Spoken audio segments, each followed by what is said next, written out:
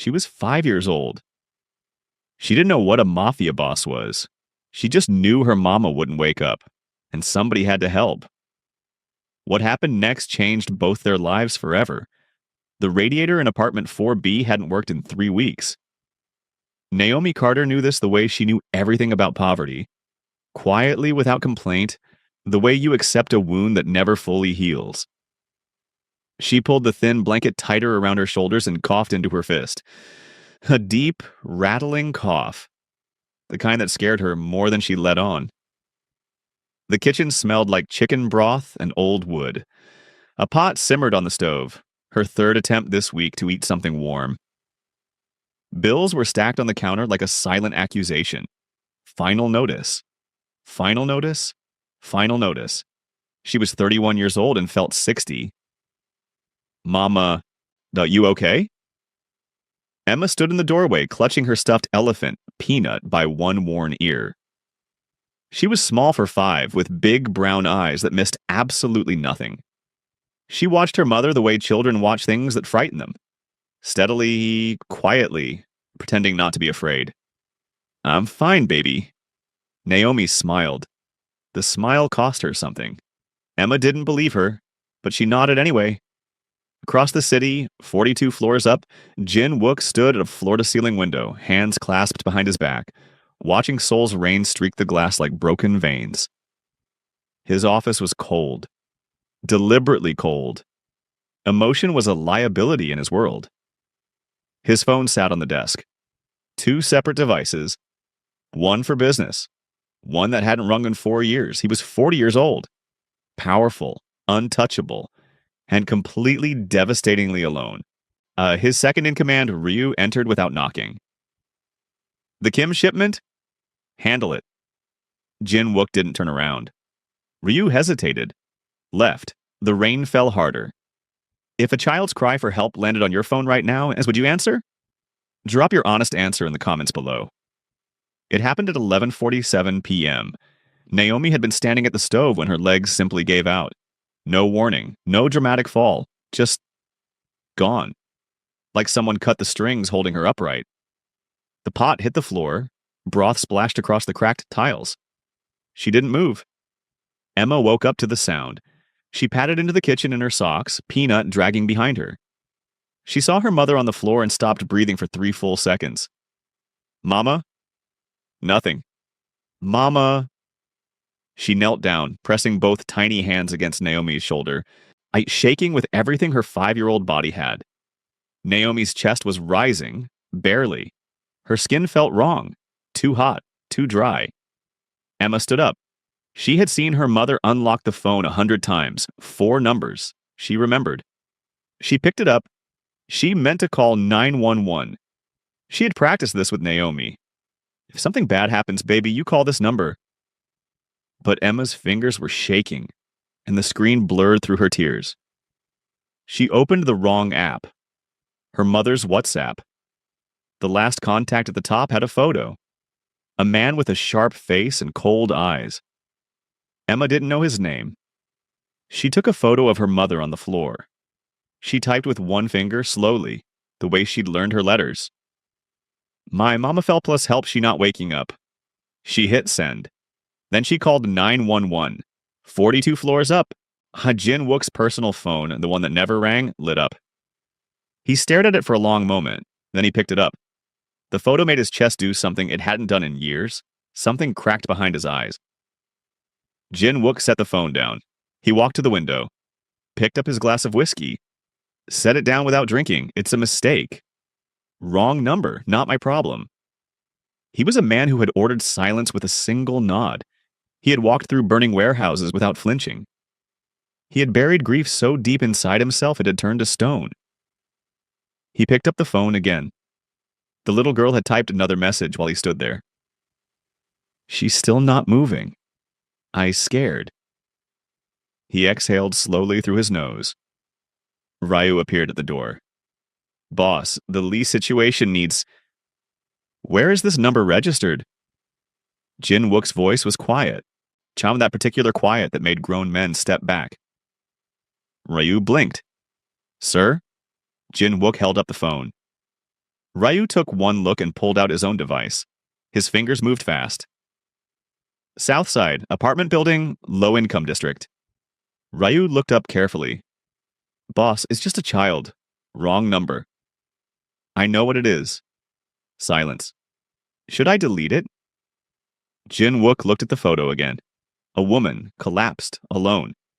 And somewhere in that apartment, a 5-year-old who had reached out into the dark and accidentally grabbed the hand of the most dangerous man in the city. He thought about another little girl, 4 years ago, a memory he kept locked in a room inside himself with no door handle. Find out if ambulance has been called. His voice didn't waver. Ryu stared. Jin, now Ryu. Ryu left fast. Jin Wook didn't move from the window. The phone stayed in his hand. He told himself he was simply gathering information. He was lying to himself. And some quiet, buried part of him knew it. The ambulance had come. Jin Wook knew this because Ryu had contacts in every emergency dispatch in the city. Naomi Carter, 31, single mother, acute pneumonia complicated by untreated infection, admitted to St. Mercy General. He also knew, because Ryu was thorough, that there was no one to collect the child. No father listed, no emergency contact answered. A neighbor had taken Emma temporarily but was already calling social services. Jin Wook sat in the back of his car outside the hospital for 11 minutes before he got out. He told himself this was just information management, a loose end. The wrong number situation required resolution, so it couldn't be traced back to him. That was all. The hospital lobby smelled like antiseptic and old coffee. Jin Wook wore no tie tonight, just a dark coat. He looked like a dangerous man trying to look ordinary. He mostly failed. He found Emma sitting in a plastic chair outside the pediatric waiting area, still holding Peanut. Her socks had elephants on them. Her eyes were red and swollen, and when she looked up at him, she didn't look afraid. She looked like she had been waiting. You came, she said simply.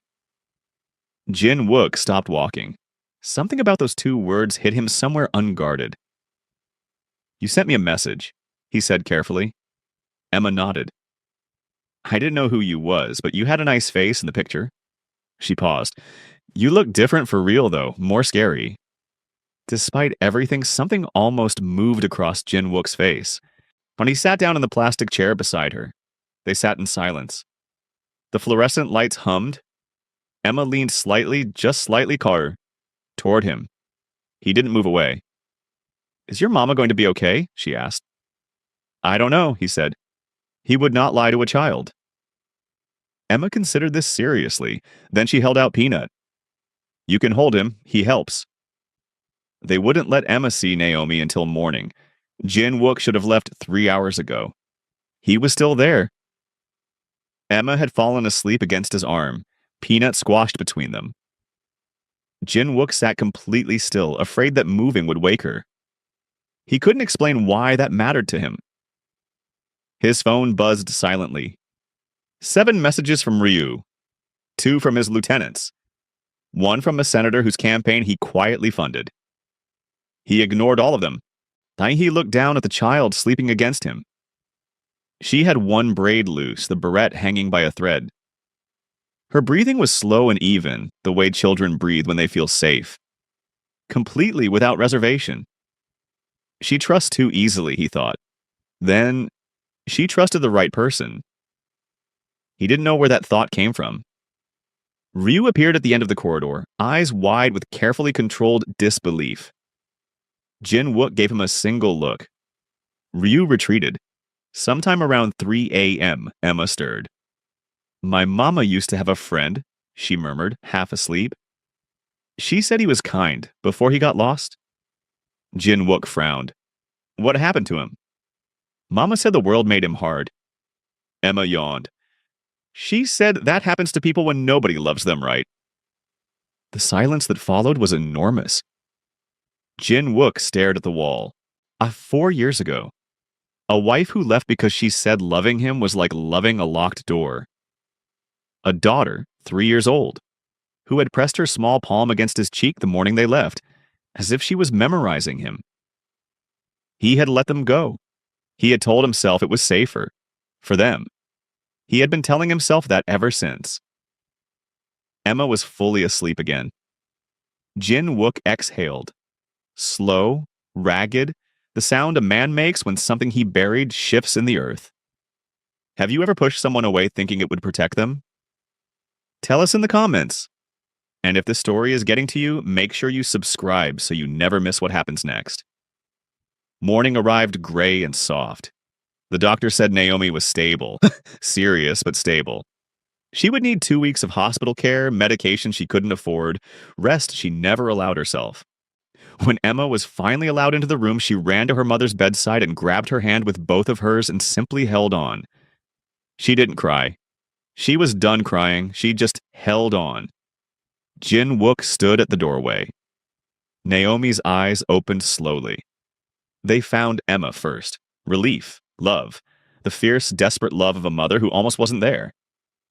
Then her eyes moved to the doorway. She stared at Jin Wook for a long moment. Who are you? Her voice was hoarse, stripped down. Nobody important, he said. Emma looked up. He's the man I texted by mistake, Mama. He came. Naomi's expression moved through several things quickly. Confusion, alarm. Something that might have been wonder. You came, she said. An echo of Emma's words. An accident. It landed the same way. She needed someone. His voice was flat, but he didn't leave. Over the following days, Jin Wook told himself each visit would be the last. He sent Ryu ahead with food. Real food, not hospital food. And told himself it was just logistics. He brought Emma crayons because she mentioned once that she liked drawing. He told himself it was just to keep her quiet. Emma drew a picture of 3 people. One small, one tall with long hair, one very tall with a serious face. She handed it to Jin Wook. That's our family, she announced. Naomi made a sound from the bed. Jin Wook looked at the drawing for a long time. Something in his chest pulled like a thread being drawn through a needle. You put me in the wrong picture, he said quietly. Emma tilted her head. Did I? He didn't answer. He folded the drawing carefully and put it in his coat pocket. It was Ryu who broke it. Not out of malice. Out of loyalty. He laid the file on Naomi's hospital table while Jin Wook was getting coffee. Photos, documents, a printed record of exactly who Jin Wook was. Every name, every operation, every verdict that had never seen a courtroom. Naomi read it with her IV still in her arm. When Jin Wook returned, she looked at him the way people look at things they should have seen coming. Get out. He stopped. Naomi. I said get out of this room. Her voice was shaking, but it wasn't weak.